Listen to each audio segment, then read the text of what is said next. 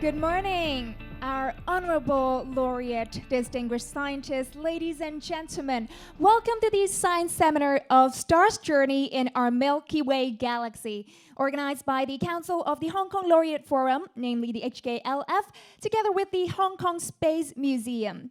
First of all, allow me to introduce myself. My name is Tasha, and it's my absolute honor to be your master of ceremony today. On behalf of the co-organizers, we'd like to welcome everybody joining us in person today, and we'd also like to extend our heartiest welcome to our online participants joining us through the live webinar today. So thank you so much. Now to briefly introduce, we have an excellent program and a great lineup of speakers today, and we're much honored to be joined by three scientists in astronomy who'll be sharing with us their study and knowledge. The Shaw Laureate in Astronomy in 2022, Professor Micro Perriman. Welcome, Professor Perriman. And two promising scientists from Hong Kong, Professor Chu Ming Chung, and also Professor Quentin Parker. Let's welcome our scientists with a big round of applause. Thank you so much for joining us today. Now, to officially kickstart today's program, may we now invite our moderator of today's seminar, Professor Quentin Parker, Professor of Faculty of Science and Director of Laboratory for Space Research at the University of Hong Kong, to come on stage to deliver the opening remarks and also to introduce the first speaker for us. Professor Parker, please.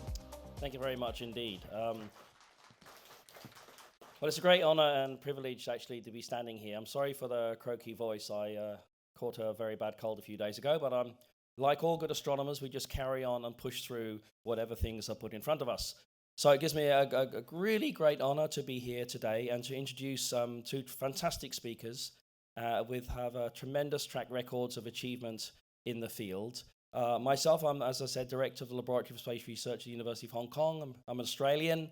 I came from Sydney before I came here about 8 years ago, and tremendous that I am to be at the University of Hong Kong. I'm also Vice Chairman of a company called OASA. It's an NGO, but it stands for Orion, the Hunter, the Constellation, Astropreneur Space Academy, and it's all about the new space economy and about trying to get young kids, such as so many I see here today, into STEM education, which I think is really important. I'm sure all the speakers will agree. So I want to say a few words about Professor Perriman. He is not just a Shaw Laureate from 2022 and an adjunct professor at Dublin, but probably one of the great leaders of astronomy in the field of what is parallax measurements and getting distances to stars. I mean, we all know about parallax. If you close one eye and then the other and look at something in the background, things move backwards and forwards. The same basic trigonometric technique is used now in space. First with the Hipparcos satellite, he also led. Then after that, the tremendous Gaia satellite, which he's basically also led until its launch.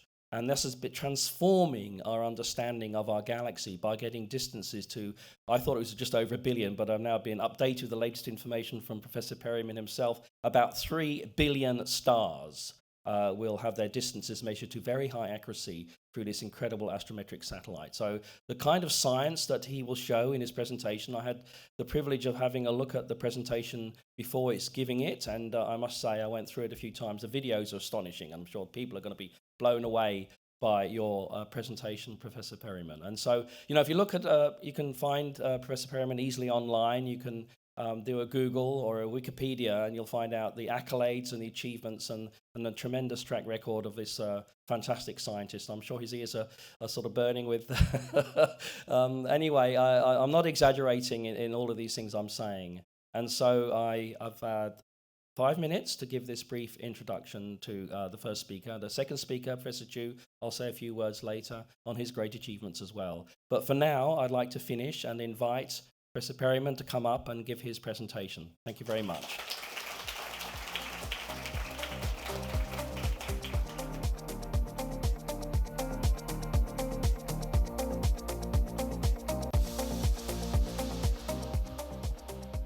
Well, good morning, everybody, and it really is a great pleasure to be here and to welcome you here. Thank you very much, Professor Parker, for your very kind words of introduction. My talk comes at the end of what has been a wonderful week called for those of you who haven't participated, the Hong Kong Laureate Forum, where we have been treated with a week of fantastic visits to laboratories, to schools, to universities. We've been treated with the most remarkable hospitality, and I would like to thank everyone for what has been a fantastic week. Now, my task today is to talk a little bit about my research, or the research that's ongoing and that I've been awarded this wonderful Shaw Prize for.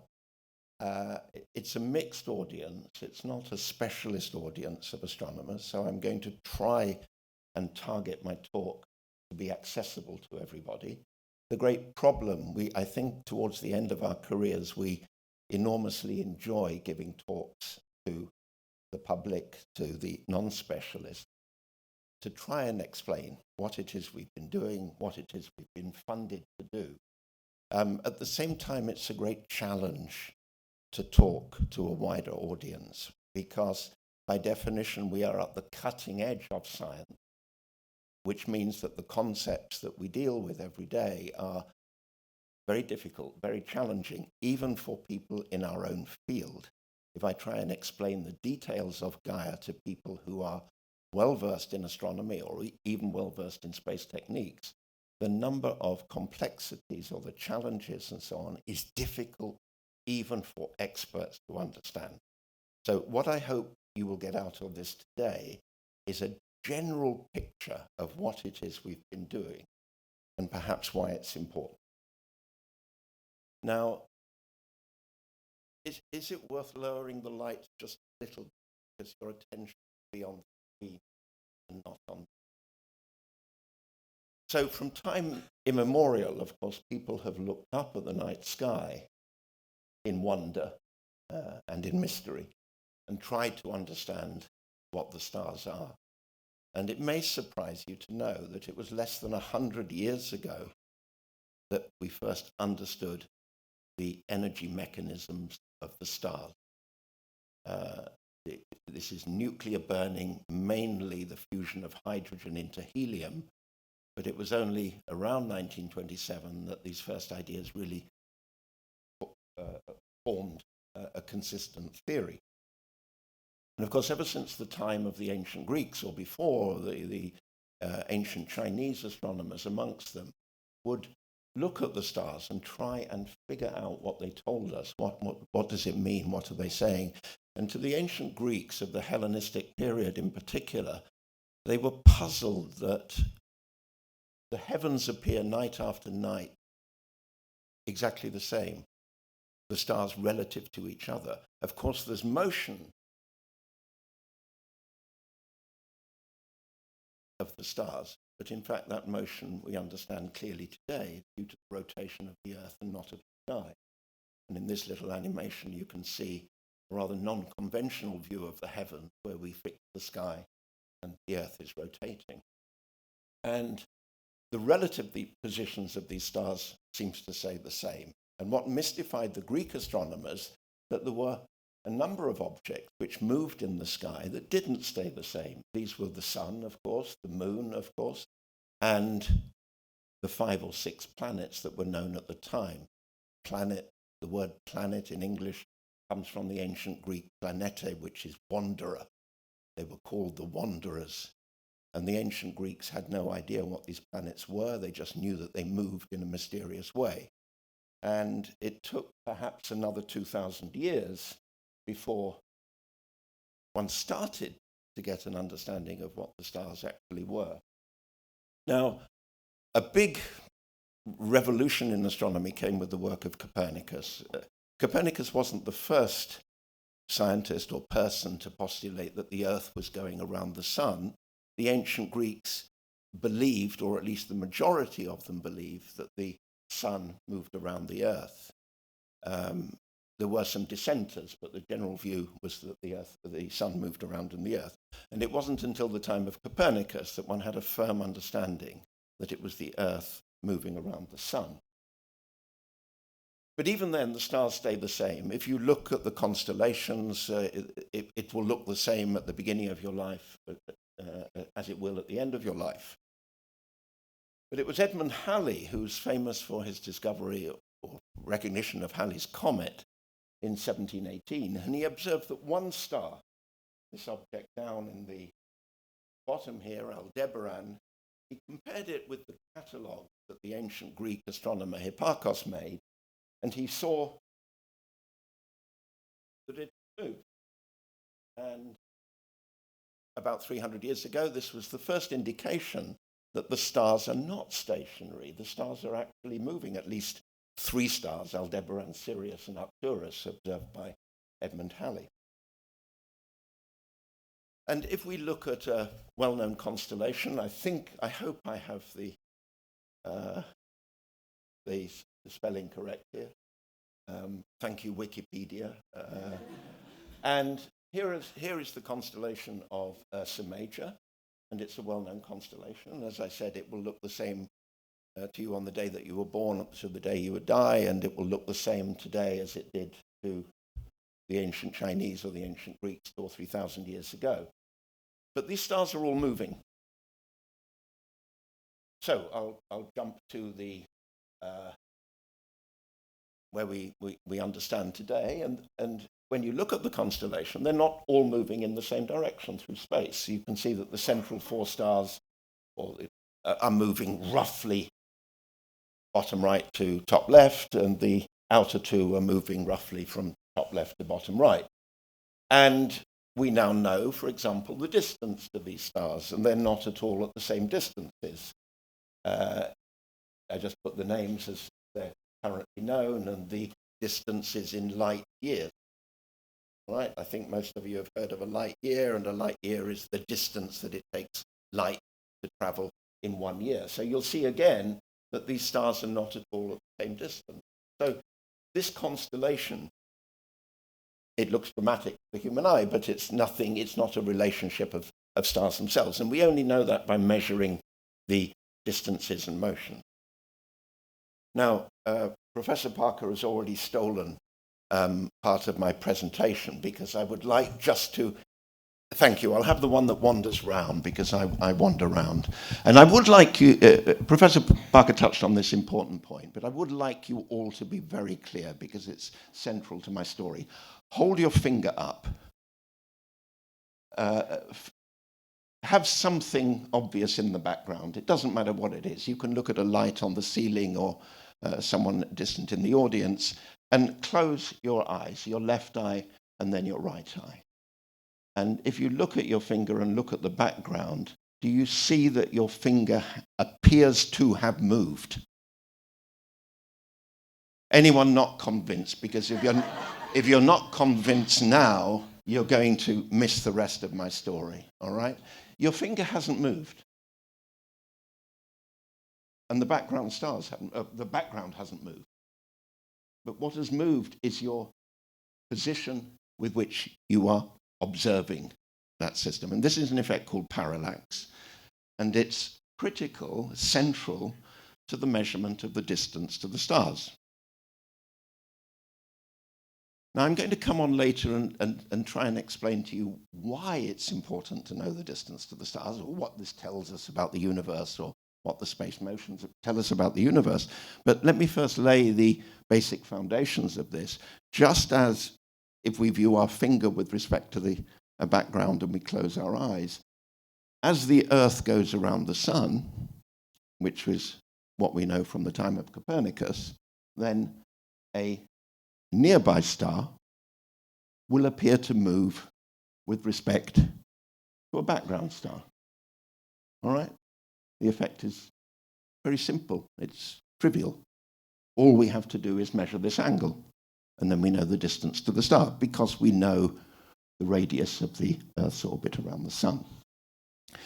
Now, when Copernicus came up with his idea that the Earth moved around the sun rather than the sun moving around the Earth, astronomers realized that if this was true, then this effect of parallax would be measurable. And this would give, for the first time, the understanding of how far it is to the nearest stars, or the scale of the universe. And at that point, starting with the time of Copernicus, people had no idea how distant the stars were, how big the universe was, and so on and so on. So it was a journey of discovery, and it took 250 years between the first searches for this measurement of parallax and the first determination of parallax. And we can try and understand this in the following way. I think it's very difficult to have any visualization at all of the immensity of space. Space is huge, space is absurdly, ridiculously large, and people have tried throughout the ages to come up with some kind of an analogy, and this is actually my own. I think I didn't see it anywhere else. Herschel had the idea that if you had 600 ships, I think it was 600 ships, each of them carrying 500 tons of peas, and if you drop 1 pea every mile, this would take you to the nearest star. I think it's very difficult to visualize 500 ships carrying 600 tons of peas and so on. Here's another analogy. The world's population of 7 billion people, this is a number again which we have great difficulty visualizing, but if we spaced each pair of people by 5,000 kilometers, that would take you to the next nearest star, to the nearest star. So space is really very big. And the first star distances, after a period of about 250 years, the first star distances, as over this 250 years, measurement accuracies improved. It still wasn't good enough, and then eventually in about the 1830s, the first astronomers measured the first star distances. And the president of the Royal Astronomical Society at the time, John Herschel, I think it was, said this was the greatest and most glorious triumph which practical astronomy has ever witnessed. Now, I'm going to spend a couple of minutes trying to explain this diagram, which shows you how accuracies have changed over time. So I've tried to explain that we need to measure these angles, and I've indicated that stars are at very large distances, so you need to measure very small angles. So let's have a look on this diagram and see what these angles are. And on the axis here, well, this is the easiest one. This is time. Here we are, present day, and going back in time over the last few hundred years, and then a jump to 200 BC or thereabouts. And here on a logarithmic axis, so a factor of 10 jump in each of these scales, you can see the angle that we're measuring in seconds of arc. So this is central to the measurement of parallax and distances and motions of stars.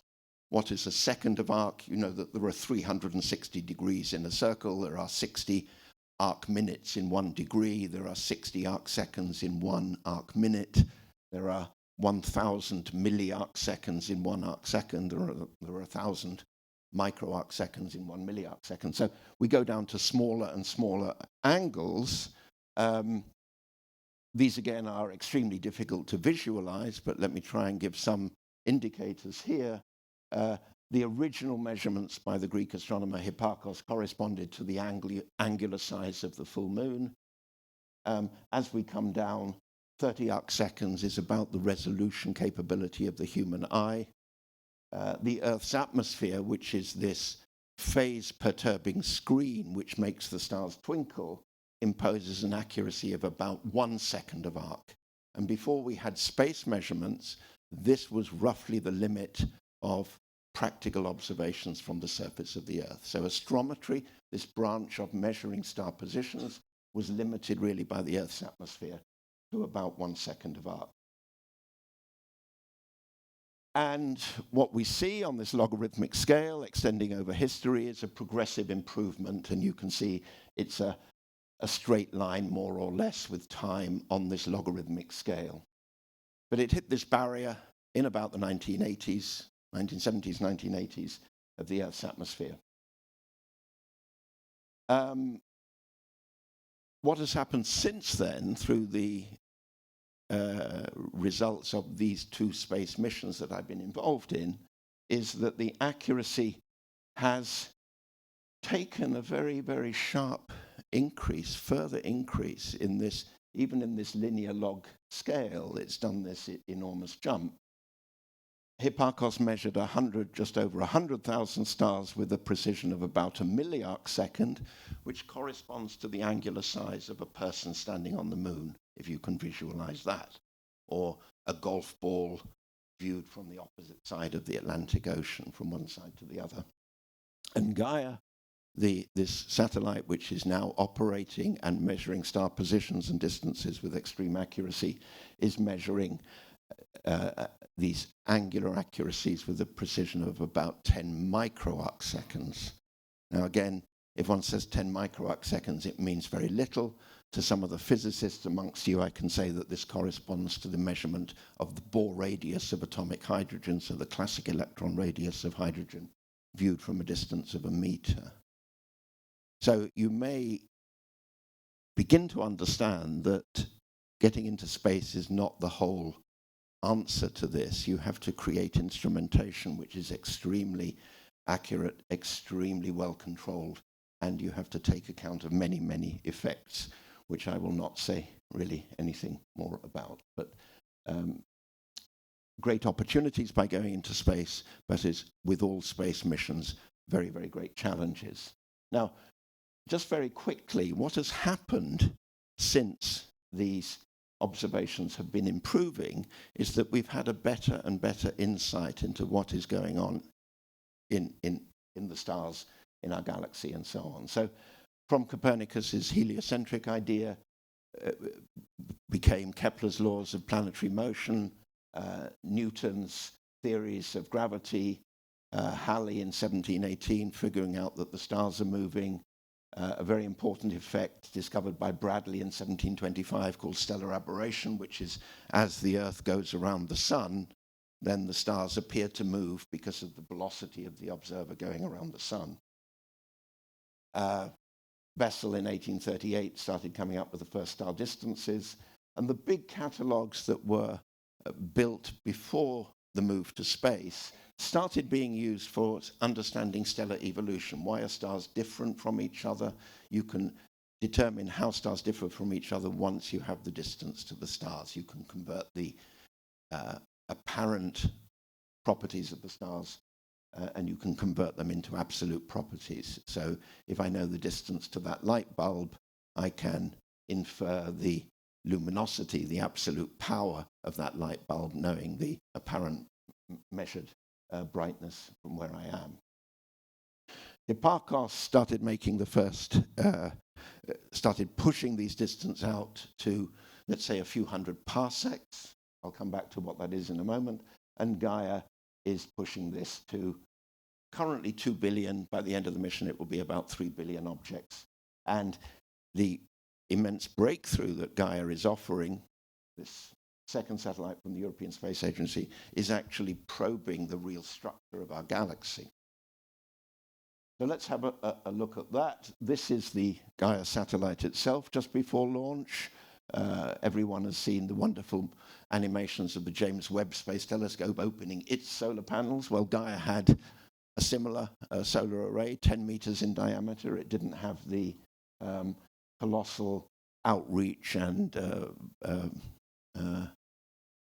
public relations efforts that NASA did, but here's some of the engineers involved in this. This was folded up against the satellite during launch and then deployed in orbit.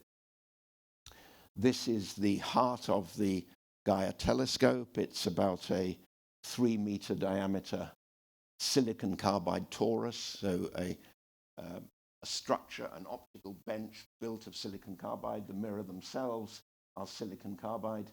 So this is a 1.5 meter times 0.5 meter diameter mirror. Again, one of the most accurately polished mirrors in astronomy, bolted onto this silicon carbide structure. And the great merit, the great power of silicon carbide is that it has a very low coefficient of thermal expansion. It can take a very high polish, and you have no disparity between the thermal conductance or thermal properties of the mirror and the thermal properties of the torus.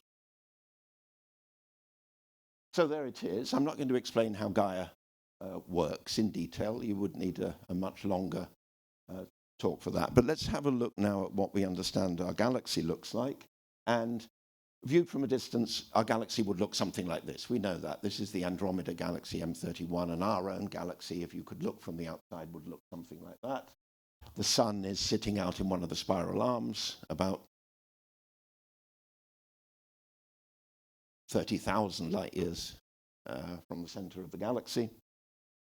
The first satellite that I worked on, Hipparcos, which was launched in 1989, and if you can see this little yellow circle here, this is the radius out to which Hipparcos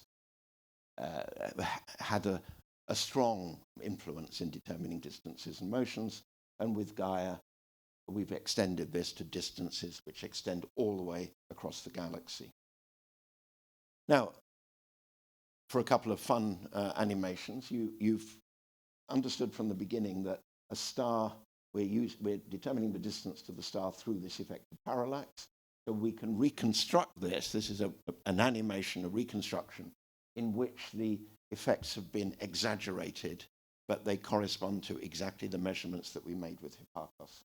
And what we'll look at now, this is a region of the sky about 6 degrees. Some of you may recognize, well, it's the Hyades cluster. This would be the size of the full moon on that scale. And as the Earth goes around the sun, you can see here that the nearby stars are shifting backwards and forwards compared to the background stars. This is a 1 year. This oscillation motion is 1 year. So as the Earth moves around the sun in a period of 1 year, this is the kind of effect that we're looking for. Now, let's have a look at something else. The stars are also moving through space. So let me forget the effects of parallax and just put in the effects of the star motion through space. And after careful measurement, this is what we find. This is how the stars are actually moving. Again, highly exaggerated. Over 1 year, over 50 years, you will see nothing. But if you were to apply your cosmic magnifying glass, this is the kind of motion that you would see. And if we add those two effects together, then you can see there that the stars are both moving through space and appearing to move as the Earth goes around the sun.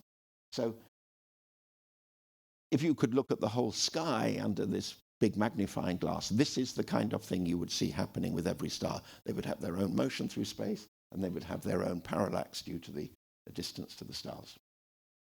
À tous de DDO, attention pour le décompte Well, you've seen a final. more impressive, some of you who saw the 10, previous, 9, but this is the 8, launch of 7, Gaia. 6, And 5, I will tell you, 4, after working for 17 years on a project, to sit there and 1, wait for the launch top, décollage. and watch this thing and hoping that it will go correct is a very special moment.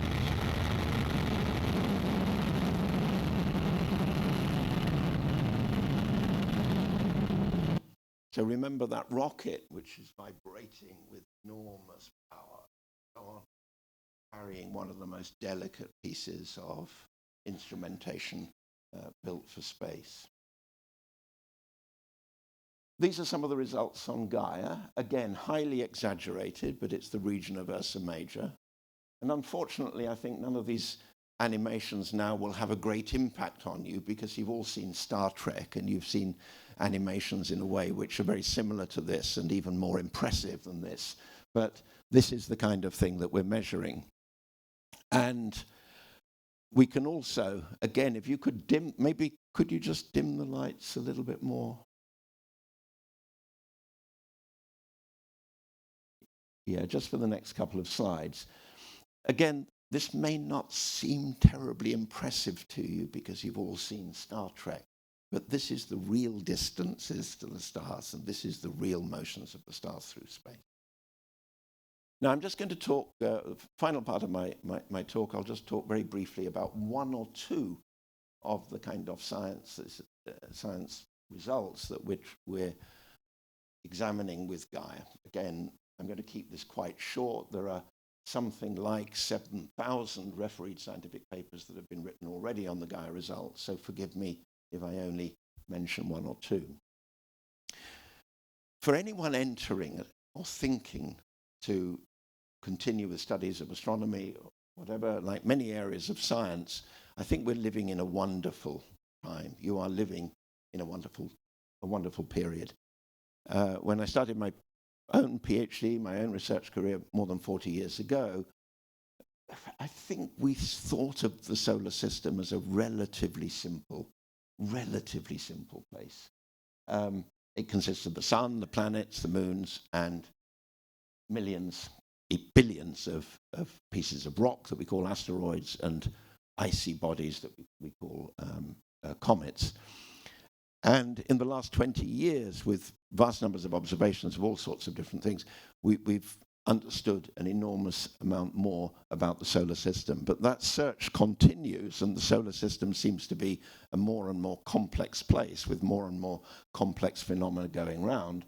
And what I'm going to show here is just some of the first results coming out of Gaia on solar system objects. So we're not only measuring stars, but we're able to measure asteroids, because down to the limit of observability of Gaia, we're observing at the moment something like 200,000 asteroids, and there will be more in the final catalogue.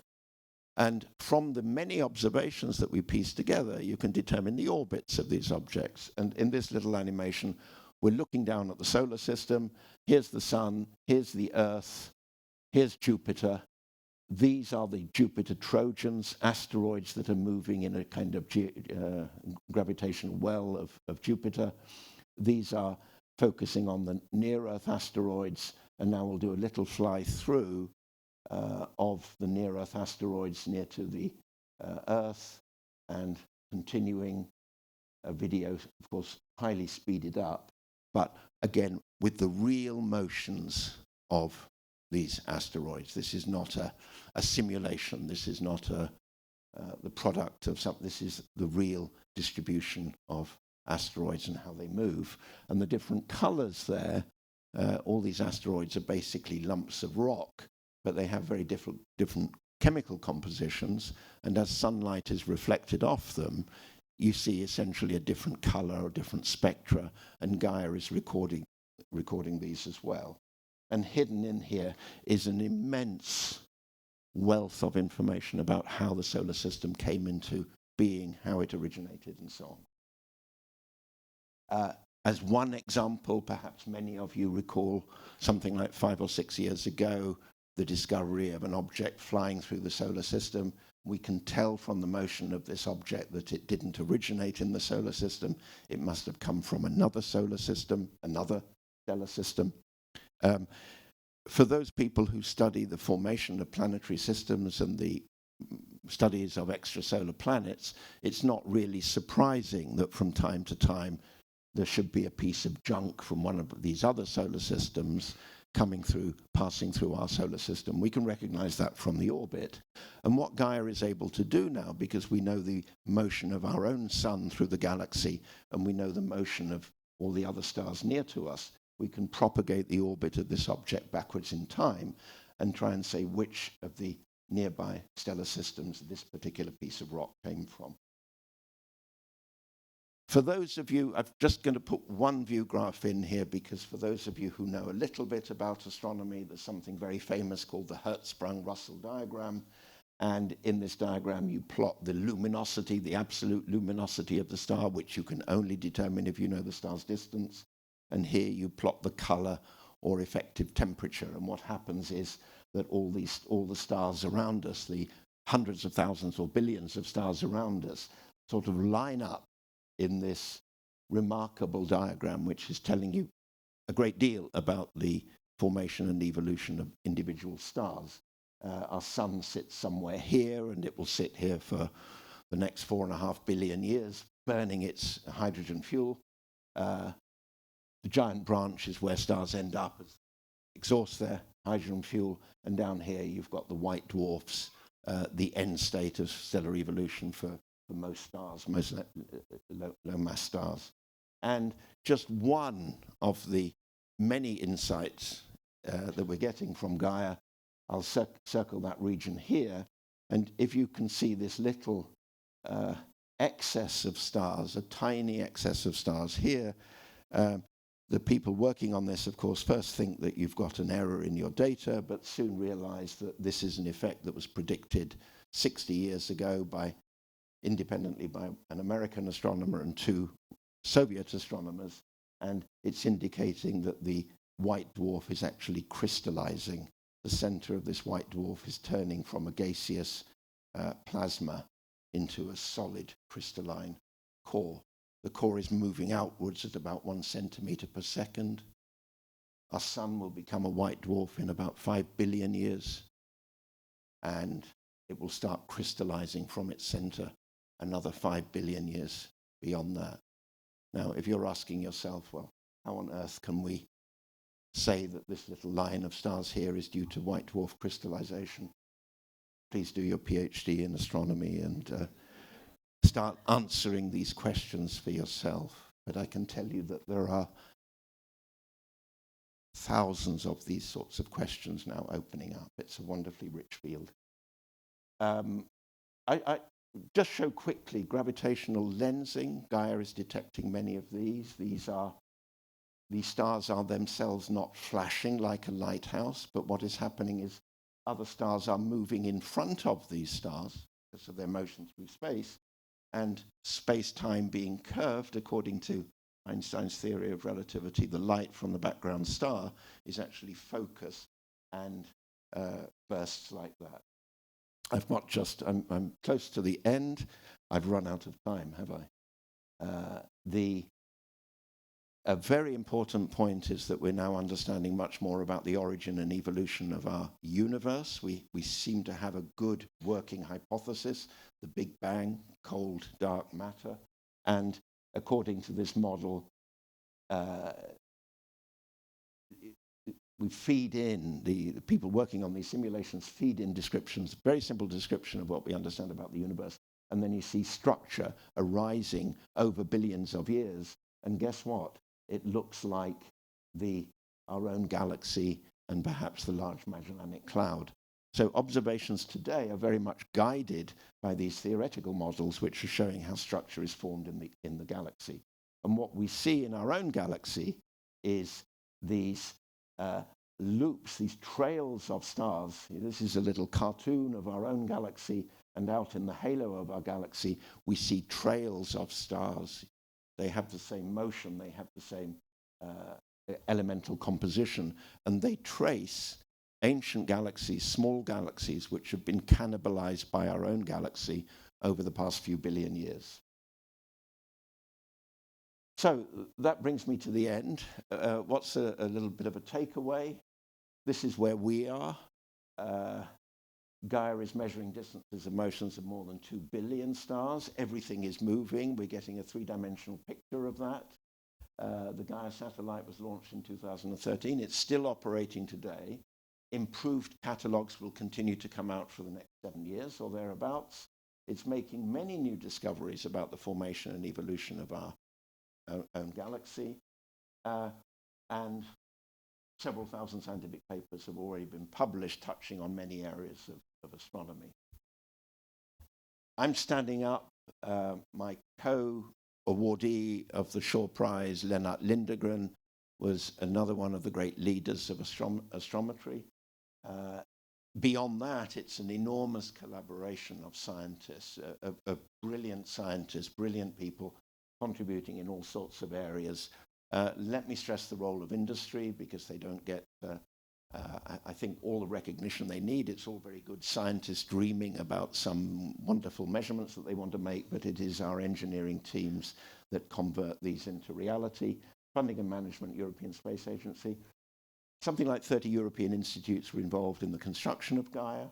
It furthers industrial techniques, knowledge, expertise, capabilities.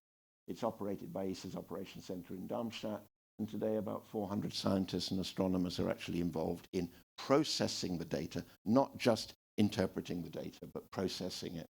So I have, in my retirement, sitting down, I have my own little website. I write a weekly essay on different Gaia results. I've got some animations collected there.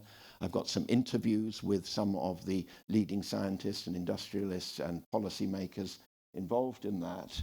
And that only leaves me to say thank you very much for your attention and for your invitation.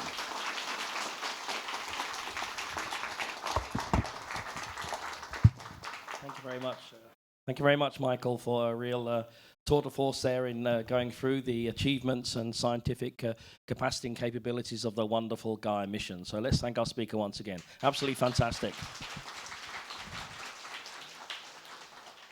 So now we've got about a question and answer sequence that will last for 7 minutes. So could first see if there's any questions from the audience. Yes, we have a question here.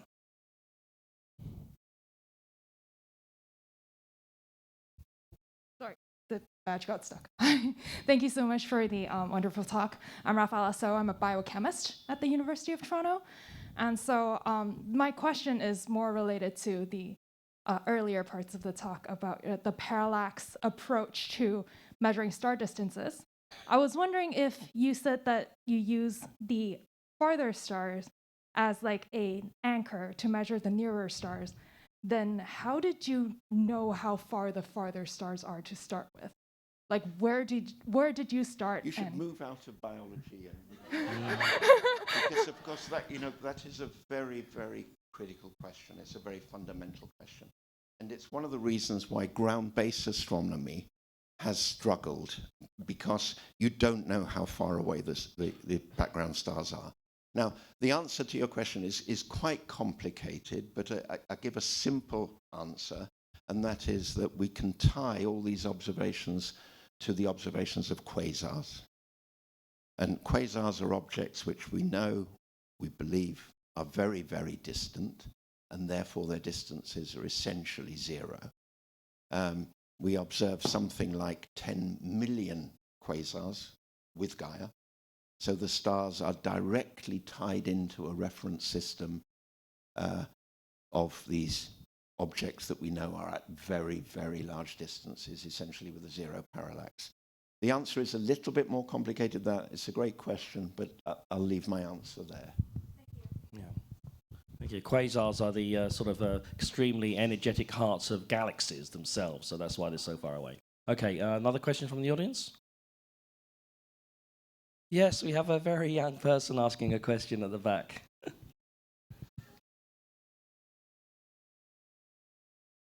How long is the universe? How long is the universe? You know, when you work in science, you are very conscious that you actually don't know very much. And I work in this area of measuring these star distances. There's other people, there's cosmologists who talk about how big the universe is. And I think it's a really complicated question with a really complicated answer. As far as we know, the universe extends to enormous sizes that we can't see the edge of. And the answer is really that we don't know how big the universe is, and we don't know how the universe came into being, and we don't know what happened before the Big Bang, and we don't know why matter appeared apparently out of nowhere. All of these questions we don't know, and maybe you will be one of the people that helps answer that.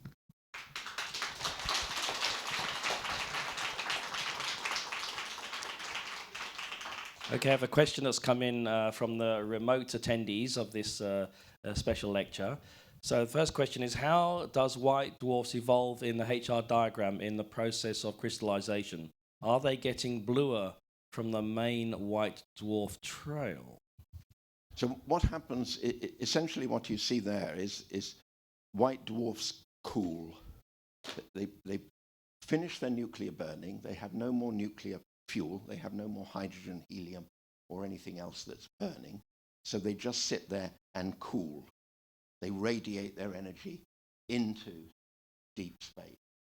And we can calculate roughly how long they will last, how long they will continue cooling, how long they will continue to be there, radiating their energy away.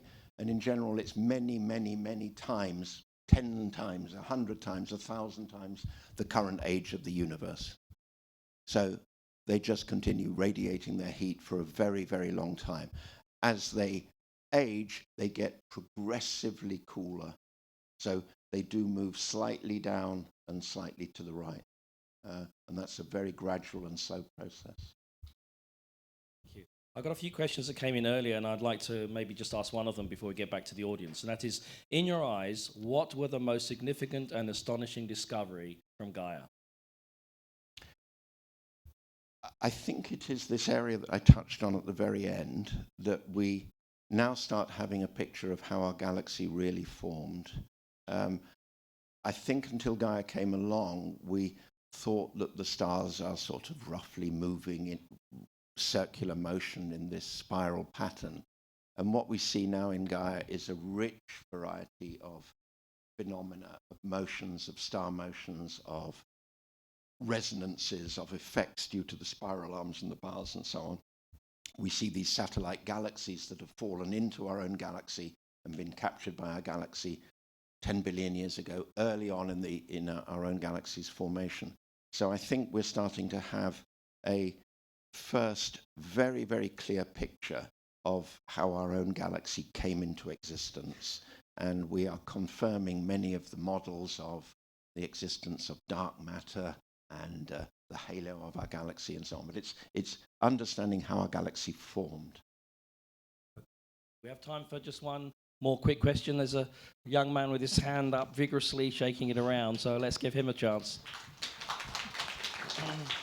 Just a slight question, but after white dwarfs crystallize, do they enter another stage, or do they keep radiating heat until they lose all of their energy? Who was this that put you up to the...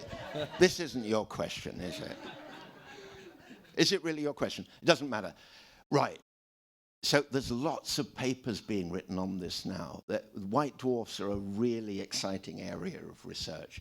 And what happens in the crystallization, you know perhaps that if you have an ice cube, right, you measure the temperature of that, you start heating it up, and it sits there at 0 degrees centigrade all the time that you're heating it. You're putting more and more heat in, but it stays at the same temperature while it changes its phase from a solid to a liquid. And the same thing happens the other way around. When you cool something from a gas and it crystallizes into a liquid or a solid, it holds up that cooling process. So that's why we see this little gap in the line there. But people are starting to look at many other of the physical aspects of the cooling process.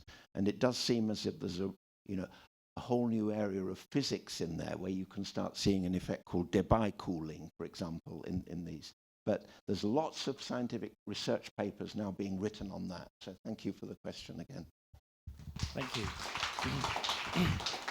Well, we've run out of time, so let's just thank all the people that asked questions. Please just thank everybody for all the fantastic questions.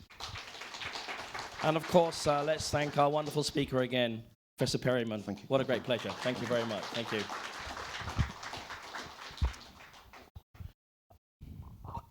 Okay, so now we get to the second part of this dual heading presentation, and it's now giving me great pleasure to introduce Professor Ming-Cheng Chu from the Chinese University of Hong Kong. He's a very eminent astrophysicist in his own right, and also a particle physicist. He's done tremendous work at Debye in neutrons, and he's had a very illustrious career. And so he's going to be giving us a presentation today on Twinkle, Twinkle, Little Star, which I think some of us may have heard of before, but he's going to tell us a lot more about it. So without further ado, Professor Chu, please come to the stage.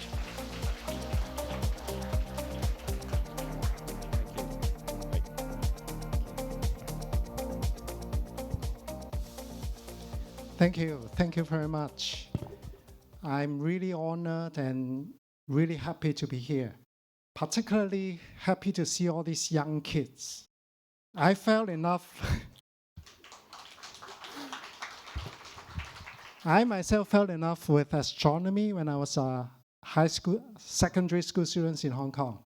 First time I looked at the night sky, seeing all these stars, I decided that I have to do physics, astrophysics. So I'm very happy to see you all here. So the title of my talk is Twinkle, Twinkle, Little Stars. I wonder what you are. And I'm serious about this title, particularly about the little stars.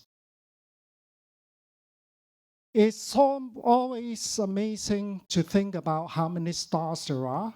Just Milky Way alone, we're talking about 100 billions of stars shining on us every moment. And about 10% of those, roughly speaking, are white dwarfs. And we already heard a lot about white dwarfs. About 1% are so-called neutron stars.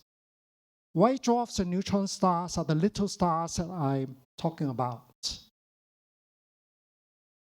So these are little stars, but it's actually not so difficult to see some of them. Okay? So here you can see a white dwarf. And they're often associated with nebulae, very beautiful objects in the sky. So these are stars that just sort of died. Okay? Neutron stars, okay? This is the famous Crab Nebula. And again, if you sort of zoom in, you can see a little star hidden inside.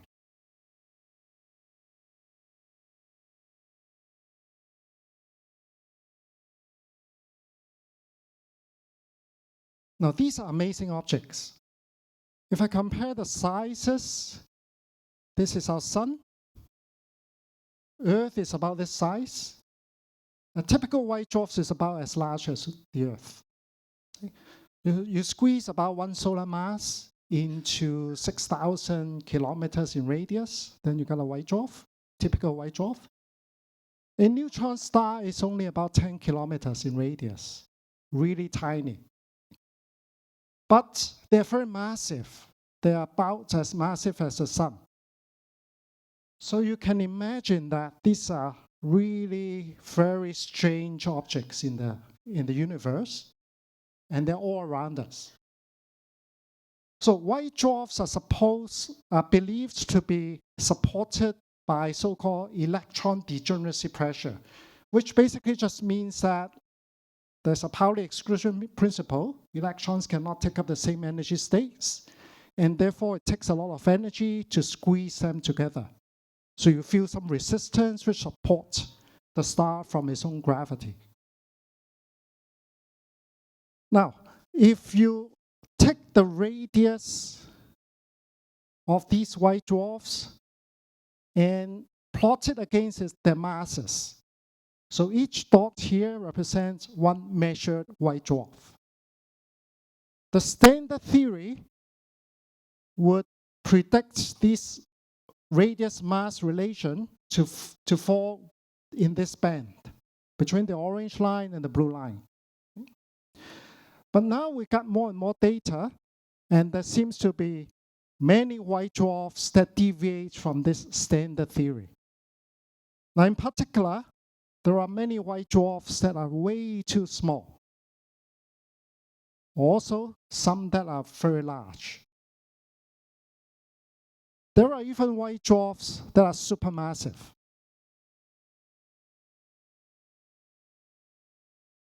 So they are really interesting. Just 2 years ago, there is this paper in Nature discovering a white dwarf which is moon-sized, even smaller than Earth. Really a little star. Now, how about neutron stars? Okay, so this is Hong Kong, a small city. If I put a white dwarf, it will only cover Kowloon and Hong Kong Island. Okay, I always try to keep it away from CUHK. Okay.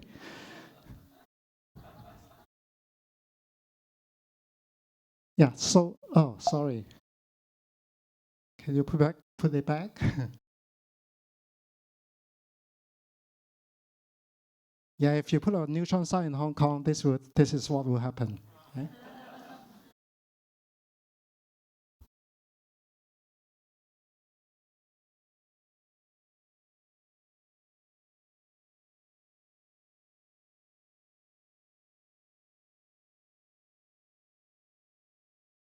Great, thanks. So a typical neutron star has radius about 10 kilometers only, right? That means there's a huge surface gravity. A typical human being would weigh 5 billion tons. So immediately it will collapse. That's why these stars are extremely spherical. There will be no hues at all. Nothing can stick up from its surface. So you can think of a neutron star as a giant atomic nucleus. All the neutrons, protons, a little bit of protons packed closely together. A teaspoonful of neutron star material should weigh 6 billion tons. Okay? So this is a very interesting playground for physicists. And in fact, the physics of high density matter is still pretty much unknown. Lots of uncertainties. We don't really know what's inside a neutron star. Okay, now recently, if you pay attention to the news about a few months ago, there's a lot of news about pulsars. Okay? Pulsars are neutron stars. They have such a high magnetic field that they will beam out high energy particles. And if these beams sweep past us, then we'll get some signals. Okay? So we'll get very regular signals from pulsars. And the periods of the signals would be the rotation period of these pulsars. So I made a quintet out of these 5 pulsars. Okay? This is a world premiere of this quintet. So let me play it for you. Okay? This is what you would hear if I convert the signal into sound. This is 1 pulsar, 2 pulsars, 3 pulsars, 4 pulsars. Now we have a full quintet. It's beautiful music, right? Okay, so a few months ago, scientists all over the world made use of these pulsar signals to measure something we call gravitational waves. And they believe that the signal they picked up correspond to gravitational waves generated by 2 merging supermassive black holes. This is really quite an achievement and caused a lot of excitement all over the world. So neutron stars are not only interesting by themselves, they turn out to be very useful to help us to probe other objects in the universe.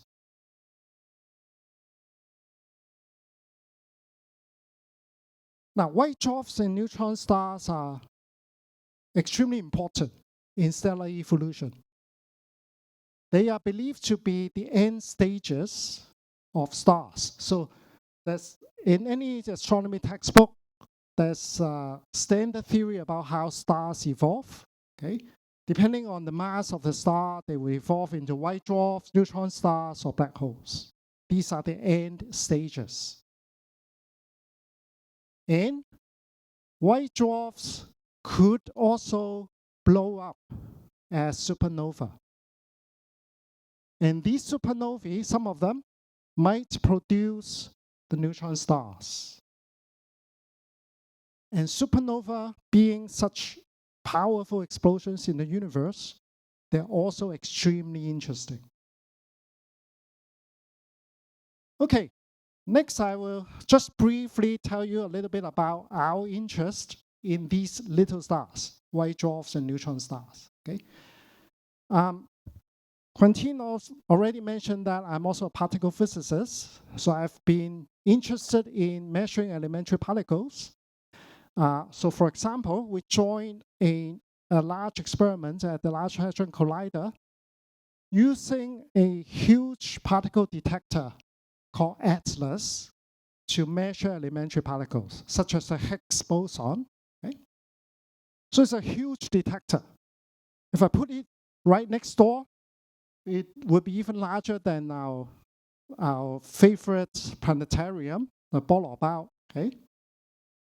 Huge particle detector, right? Now, an even bigger particle detector is this one called Ice Cube. Scientists are very clever. They made use of the ice in the South Pole and just put some instrumentations down the ice to set up a huge particle detector. Okay? They've made a lot of new discoveries. Very exciting discoveries. So I started wondering, Now, we don't have funding in Hong Kong to build these kind of particle detectors. No way. I don't think I can convince Li Ka-chiu to give us money. Okay? But we have so many white dwarfs and neutron stars. So is it possible that we make use of them as particle detectors? Okay? So these will be even larger particle detectors than Ice Cube or Atlas, much, much larger. And there are billions of them, even within Milky Way, and they all come for free. Okay? That's the best part, right? So many astronomers make wonderful observations of these stars, and astronomers are really nice. They just upload the data, so everybody can look, can analyze them, can study them, all come for free, all open. Okay? So we ask ourselves, now if white dwarfs and neutron stars, if their properties depend critically on properties of particles, then maybe we can turn them around and make use of them as particle detectors, okay? Particularly when white dwarfs die and giving rise to neutron stars. Okay, so we like to play with the idea that how can we make use of them as particle detectors, right? So roughly speaking, we have been working on using white dwarfs and neutron stars as dark matter detectors, as well as to search for a new phase of matter called quark matter. Now, I don't have time to really go through a detail, and it would be way too technical for most of you. So I will just very quickly give you a flavor of what we have done. Okay? So about 10 years ago, I asked these two kids, well, they're really university students, okay, but I always think of them as kids. What happened if we put some dark matter in the white dwarf, okay? So after some calculations, they came back and told me, well, they'll shrink down in radius dramatically, okay? So this is showing mass versus radius of white dwarf mixed with some dark matter, okay? So we found that without dark matter, we have the typical white dwarf mass radius relation. If you just add 1% solar mass, dark matter, into typical white dwarf, it shrinks in radius. If you add 5%, it becomes much smaller. And we already predicted 10 years ago that there could be moon-sized white dwarf if you just add a little bit of dark matter into them. So if some dark matter could get into white dwarf, changing its structure, what would happen when the white dwarf explodes as a supernova? Okay, so we call this type 1a supernova. Could we explain some of the peculiar type 1a supernova? Okay. So I asked another kid, who is now a PhD student in the States, and these two kids perform some hydrodynamic simulations to compare type 1a supernova with and without dark matter mixed. Okay. So these are the simulation which runs so slowly. I don't know why. I guess the animation won't play. Doesn't matter. But in the end, we found that mixing some dark matter in would make the supernova much dimmer, and the light curve would be changed dramatically. We could actually fit the light curve of some of the so-called peculiar supernovae. So it's possible that indeed some of the type 1a supernovae, which deviate from the standard ones, maybe indeed there are some dark matter mixed into them. And by doing these simulations, we also find a way to make pure dark matter stars. So basically a white dwarf, if it's mixed with dark matter, after a supernova explosion, we found that most of the time, the normal matter got expelled, leaving behind dark matter core. So there might be these dark matter compact stars in the universe. I don't know how we can observe them, but it will be very interesting. And they will be yet another kind of little stars.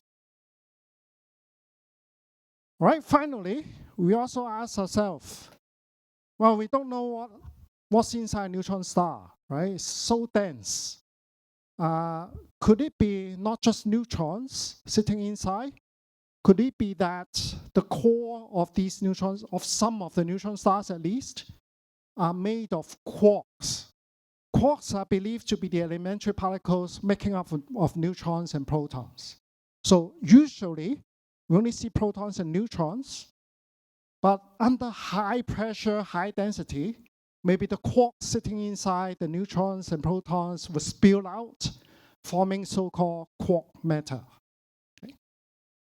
And this could happen when a star undergoes so-called core collapse supernova. So at the end stage of a massive star, the core would collapse in fraction of a second to a tiny core, which we call a proto-neutron star. And the density would be so high, and sometimes the temperature also very high, that it might be possible to go through this phase transition to a quark core. So again, we perform, sorry, I should not have clicked it. So could you click it for me? No, it also won't play?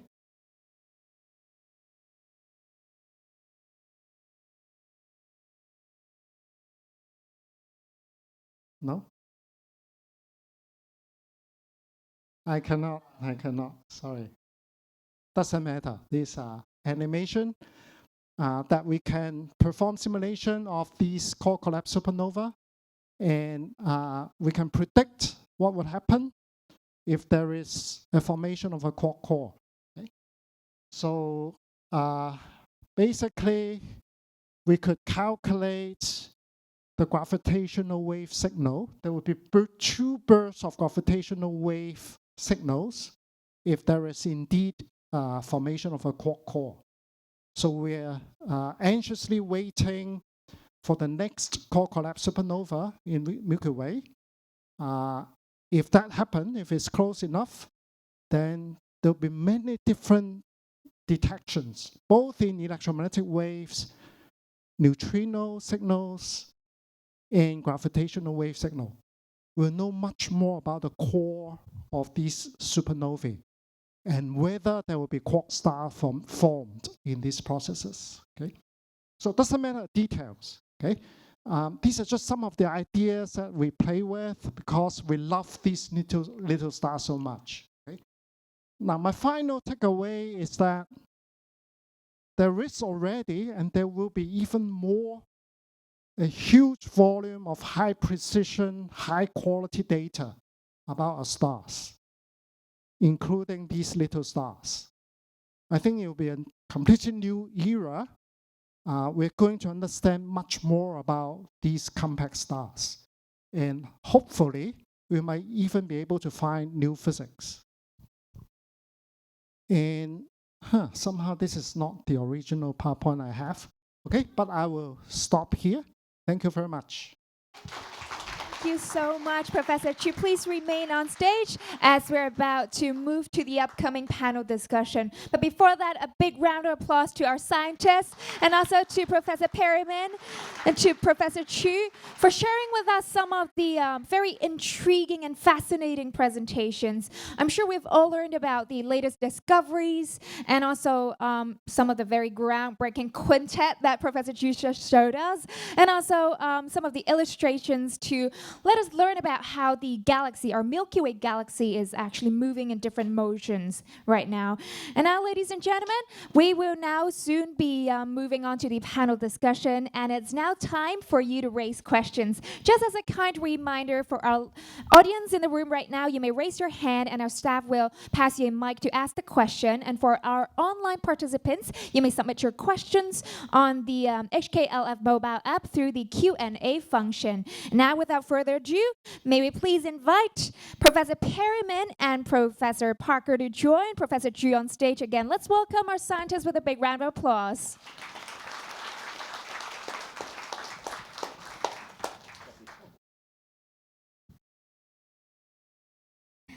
Thank you. Please be seated.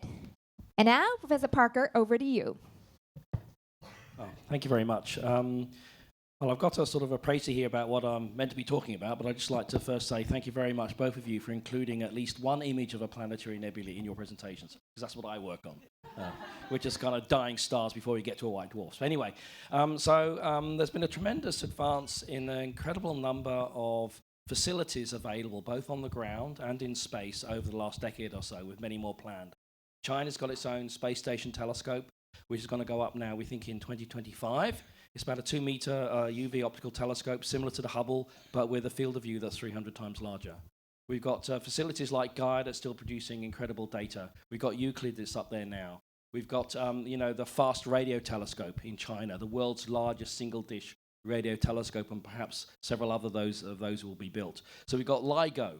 We touched on the gravitational wave astronomy. This is now when we're no longer doing astronomy with photons. We're now doing astronomy with things called gravitational waves, which sort of compress space, compress materials. And we're measuring strains of 10 to the minus 21 of a meter. I didn't think I would see gravitational wave astronomy in my lifetime. I didn't think we'd get the technology, but we have. So with all these incredible facilities, we're entering a new golden age of astronomy, I think. So the first question I have based on that brief introduction is, what are they most excited about in possible new discoveries from all these tremendous new facilities that are coming online? And so therefore, what is the next frontier of space science? I think...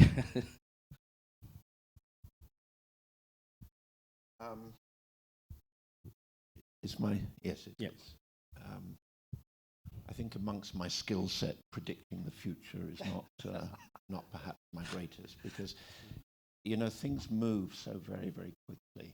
And I think I tried to make the point, and Professor Parker has made the same point, that this is a wonderful time for young people to be entering the field, because there are so many facilities coming online. There's another one, the Rubin Observatory, which will be making many frequency observations of the sky. And we're continuing to see these new phenomena turning up, fast radio bursts, which we didn't know anything about, and they really seem to be impacting on or unearthing potentially new physics. I think there's so many questions there you can answer, and I think with all these facilities, the way science works is that these facilities help you to answer one set of questions that are being posed. But they also open up many new questions as well. I think, that was a little bit of a background, but I think the gravitational wave domain is a really exciting one. I myself actually chaired a panel for the implementation of LISA 2015-2016, and I have been quite frustrated at the length of time that this mission is taking to implement. I think we have the capability now, we have the industries now, and it's a question that needs answering now. The current launch schedule for LISA, the European NASA gravitational wave antenna in space, has been pushed back again to something like 2037, which I think you can even see from that presentation, that your presentation, Professor Xu, that there are ideas there, new ideas about things to search for in gravitational waves which didn't exist 5 years ago. So it's opening up a new field. I think that is a very exciting one. I just hope I live to see the day when gravitational waves are being in space. I think China has also its own independent plans for a gravitational wave detector. But really there's so many things I wouldn't know quite where to. I think we'll have a moon base by then as well, by the way. So anyway, here's another question that's come in. I think this one is for Professor Chu, and that is, what is the number or percentage of white dwarfs and neutron stars in our galaxy? Right. So I actually only looked it up from Wiki, okay? The estimate is about 10% of all the stars are white dwarfs. So we're talking about billion or so of white dwarfs. And 1% are neutron stars. So we're talking about, 10 billion white dwarfs and 1 billion neutron stars. And of course, these numbers are highly uncertain, okay? Just a rough estimate. So just a quick follow-up from me on that. Of the billion neutron stars, how many of those are close enough that over Hubble time they're going to coalesce and therefore give us lovely gravitational waves? In fact, so far we could really only measure accurately the signals from neutron stars within our Milky Way. Okay. Now, they could measure some neutron stars from other galaxies, but the quality of data is not there yet. Thank you. So questions from the audience? Yes, young man. Can we get him a microphone, please? Thank you, professors, for your sharing. So just now, Professor Chu mentioned about putting a little bit dark matters on the white dwarf. So I wonder, like, if you put the white dwarf into an infinite dark matters, like a pool of dark matter, infinite, and then will it shrink into a particle size? Yeah, thank you for the question. Excellent question. So before I answer your question, indeed, we thought about such scenarios, but not in terms of white dwarfs, okay? So we were actually thinking about what happened if the merger of binary black holes happened in a sea of dark matter. Could we make use of binary black hole merger to probe the dark matter that surround them? Okay, and so you can play around with such ideas. Okay, now, however, the standard picture of dark matter is that they are very diffuse. So a very dense white dwarf sitting in very diffuse, very dilute dark matter background probably won't do much. Okay. Okay, more questions? Yes, we've got one there, young lady there with her hand up. Could you please say whether you're addressing it to Professor Chu or Professor Perryman, please? I must thank both professors for such an eye-opening speeches. And I have a question for Professor Ju. As we all know that the universe is expanding beyond the speed of light, and the stars are leaving the solar system, and there is a prediction that originally our galaxy will collide with another galaxy that's moving towards us. But now that the universe is expanding at such speed, will this prediction actually come true?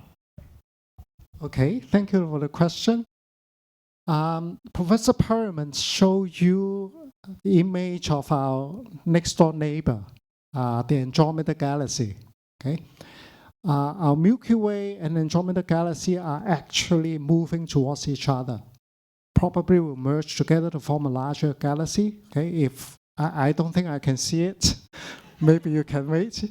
Okay, so yes, the universe is expanding, but for galaxies that are close enough, the mutual gravity is so strong that they would still move towards each other. And in fact, now we know galaxy mergers are quite common. Many galaxies could interact with nearby galaxies, they could merge together. And because they're so close together, the mutual gravity would be strong enough to overcome the overall expansion of the universe. Would you like to add something to that? Let me just add one point to that. I mean, you shouldn't be too worried about the collision of the Magellanic Cloud with our own galaxy, because it will happen. I think it's something like 50 million years or thereabouts. But again, the point to bear in mind is space is so huge and space is so empty that when these galaxies collide, they more or less pass through each other. The stars, even then, the stars will not collide. So it's one less thing really to worry about. Yeah, that's true. Exactly right. You get tidal disruptions, which you can see in like examples like the antenna galaxy. But when they go through a first pass, there's more than one pass. They don't even merge straight away necessarily. Okay, now here's a question I'd like to put to Professor Perryman. That's come in. I have a list here. Is given that you have this website, sir, that has interesting lectures and videos and all sorts of stuff on, how do we popularize astronomy as a fun and interesting subject for our young scientists to pursue? I don't know. Okay. No, I mean, it's a fascinating question, and I don't know. I love to respond to an invitation like this because you hope you get some people, some students, or some young people who you can pass on that enthusiasm to. Yes.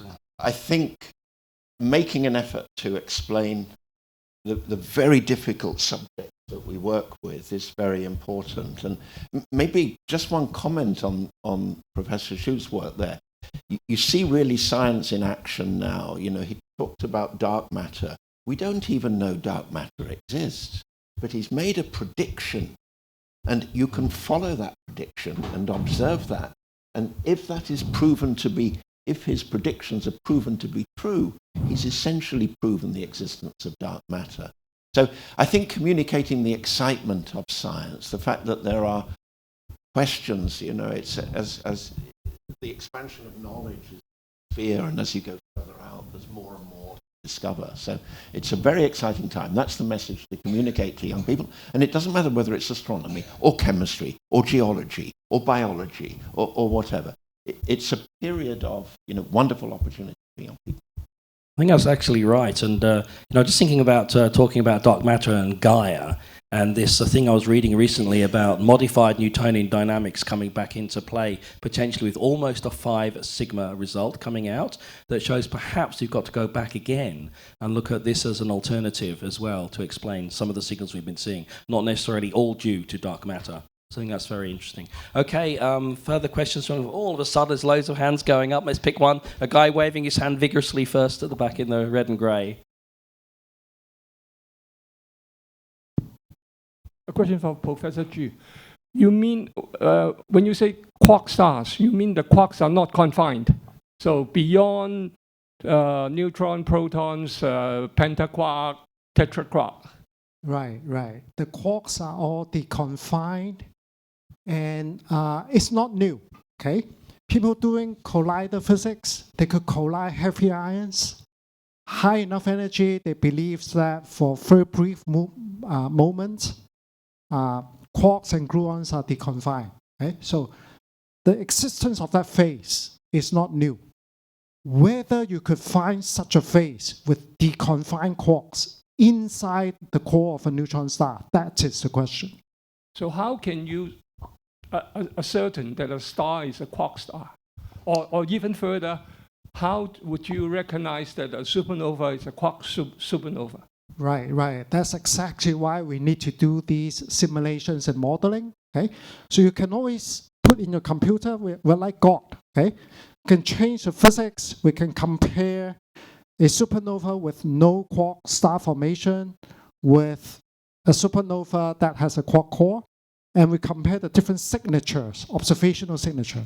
Okay, so I went too fast in my talk, but if there is a further collapse in the quark star, there'll be 2 bursts separated by a fraction of a second, 2 bursts of neutrinos, 2 bursts of gravitational waves. So that's very distinct signatures. Okay. And they would arrive at the same time? No. The 2 signals will be separated by a fraction of seconds. Which one is faster? The first one is a normal collapse. Okay. The second one is a collapse of quark stars. Okay. However, even you observe that, you still don't know whether you have a quark phase or something else. Okay, so it's ongoing research. If indeed this is observed, that will be very exciting, and then many scientists will rush in to try to come up with alternative models, and maybe, hopefully, one day we can come up with a very unique smoking gun signature of a quark star. Thank you. Okay, we've got about just over 5 minutes left, so it's enough time for 2 or 3 questions. So a question for Professor Perryman, please. Yep. Okay, thank you. Thank you. I guess this is really a question for anyone, but as someone who works in maths, I often get asked what I add to society. I think that's a bit easier to answer in some sciences than others. Maybe astronomy seems to me a bit more difficult. So, I mean, how would you respond to a question like that? What does an astronomer add to society? I would add to that in 2 parts. The first is, of course, cultural. for those people who work in biomedics or medicine or whatever, extending the lives of people and so on, I could be quite provocative, say, what is it spending their lives for? It is to enjoy perhaps company of other people, music, art, and scientific understanding. It's part of our culture. That's the.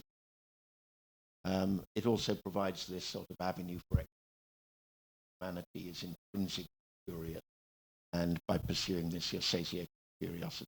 But let me make another important. Something like the Gaia satellite cost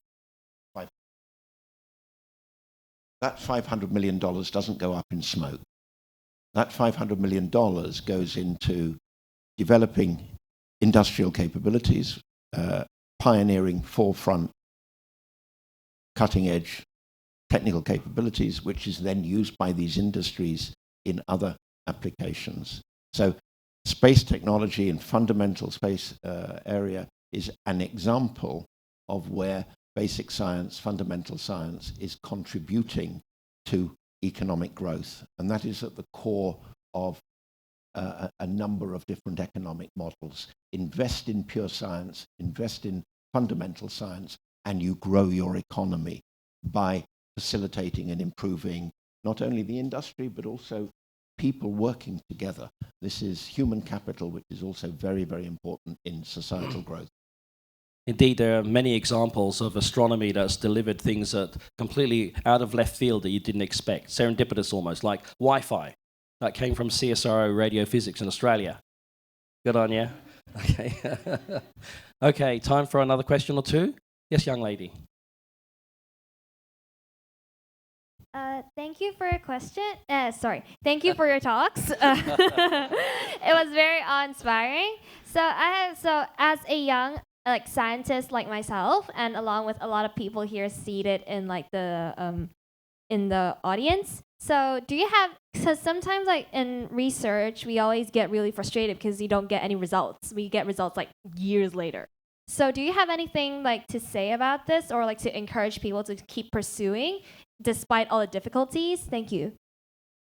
If you want to hear about the obstacles that I have encountered during my time with these space missions, I think we'd need a much longer session. You could also ask my wife, who probably has a very detailed chronicle of them. But yes, in whatever field you decide to move into, whether it's scientific research or business or teaching or education or whatever, you will meet obstacles. And, I think it just comes down, you will meet these obstacles. They're not aimed directly at you. They occur because you're working with other people, you're working with systems that you can't control. You will have setbacks in your research. That is part of the. And you've got to have the sort of desire to overcome those. I think that what probably marks out partly a great scientist from a good scientist or a non-researcher or whatever. It's this ability to continue to pursue. It's not only having the insight, the curiosity and so on, but having the tenacity to face these obstacles and overcome these obstacles. I don't want to go into the sorts of obstacles I've had. I've had many. But you've got to have the tenacity to overcome them and seek a way through to your final goal. Okay, we have time for, thank you very much. Time for one more question. And how about from somebody over this side of the auditorium? We haven't had a single question from you guys and girls. So come on, question from over here. One question. Hand up, somebody. Oh, okay. Nobody. Right, okay, well, back over here. Yes, young man in the middle. Yes. That's the last question. Hello, I'm Chen Liang from Shanghai Astronomical Observatory. I have a question to Professor Zhu. So in your work about the dark matter, so what's the mechanism, so what type of dark matter are you considering? And what's the mechanism to radiate away the kinetic energy to squeeze enough dark matter into the tiny white dwarf? Thank you. Right. Thank you for the question. Yeah. So for the results I've shown you, we worked with fermionic dark matter. So that, and we assume that they're degenerate, so that there will be also degeneracy pressure there. To do not assume this dark matter being captured after the white dwarf is formed. We assume that they're formed together with the white dwarf. Okay. But we can discuss all these technical issues later. We are currently also working with bosonic dark matter, so we should try all sorts of dark matter models. Okay. Okay. Well, you finished exactly 2 seconds after the end of time. Perfect. So, first of all, I've been very impressed with the sophistication of many of these questions. I don't know about you, I was pretty impressed. So let's thank our two wonderful speakers again. Now, hand back to the MC.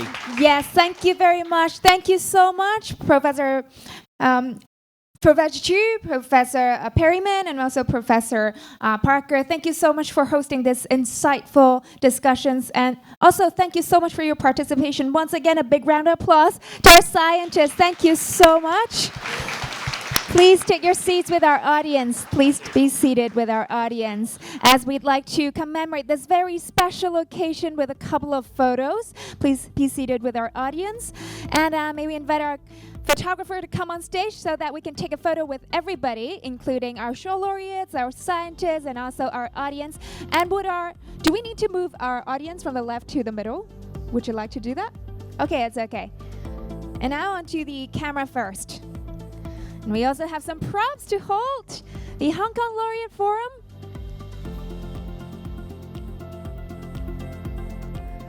Okay, let's get ready and smile at the camera.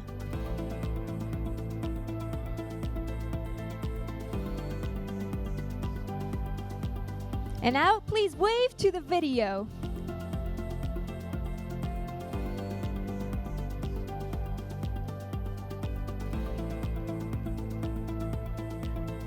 Thank you. And now, ladies and gentlemen, as time flies, we've now come to the end of this program. And this is also the finale of the inaugural Hong Kong Laureate Forum. Once again, we'd like to show our gratitude to our speakers for their knowledge imparted over the past week. Let's give our speakers a big round of applause. Thank you so much for your time and dedication. And last but not least, we'd also like to thank everybody for being with us the past week. Thank you so much for your time and participation. And we look forward to seeing you once again at the Hong Kong Laureate Forum events in the future. Thank you so much. Take care and goodbye.